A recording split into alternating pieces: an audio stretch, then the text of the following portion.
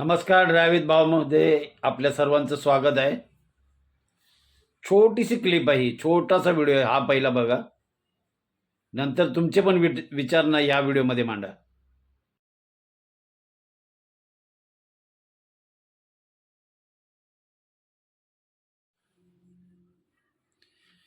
जेवढं सामान ना ह्या गाडीमध्ये भरलंय ना, वरती बघा तुम्ही, गाडी बहुतेक टुरिस्टची आहे. जेवढं सामान भरलंय याचा अर्थ ते गाडीमधील लोक पण जास्त असणार. बहुतेक ते एअरपोर्टला जाणारे असणार किंवा ट्रेनला कुठेतरी जाणार किंवा कुठून आले असतील. आपल्याला चला त्याच्याशी घेणं देणं नाही, पण त्या ड्रायव्हरच्या कामाला आपण सॅल्यूट मारायचं, काय करायचं विचार करा. सामान इतकं भरलंय, गाडी त्याची पूर्ण पॅसेंजरनं भरलेली दिसते.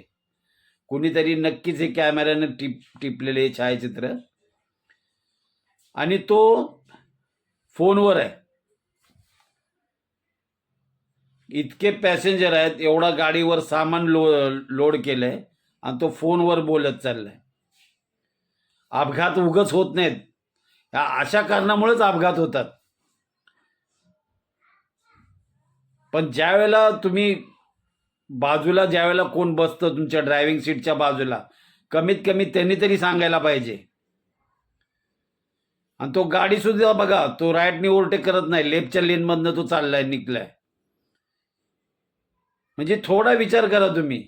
अशा काय घटना घडल्या का नाही तुमच्या बरोबर ना, तर तुम्ही कमीत कमी ड्रायव्हरला सांगू शकता, बाबा मोबाईल बंद कर, नंतर बोल. पण लोक कधी अशी बोलत नाहीत. ते म्हणतात चला ठीक आहे, आपला ड्रायव्हर व्यवस्थित जातो. तुमचं बोलायचं, तुम्हाला जे पटत नाही ना, पॅसेंजर असतील, तुम्हाला जे पटत नाही तुम्ही ड्रायव्हरला सांगू शकता, हे आम्हाला नाही पटलं, हे करू नको म्हणून. ज्यावेळेला घटना घडल्यानंतर ती डोक्याला हात लावण्यापेक्षा अगोदर बोललेलं बरं.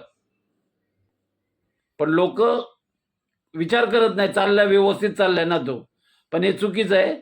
तुमचे काय विचार असतील ना, तर नक्की या व्हिडिओमध्ये तुम्ही पण मांडा. हा व्हिडिओ कसा वाटला नक्की लाईक करा, शेअर करा. धन्यवाद.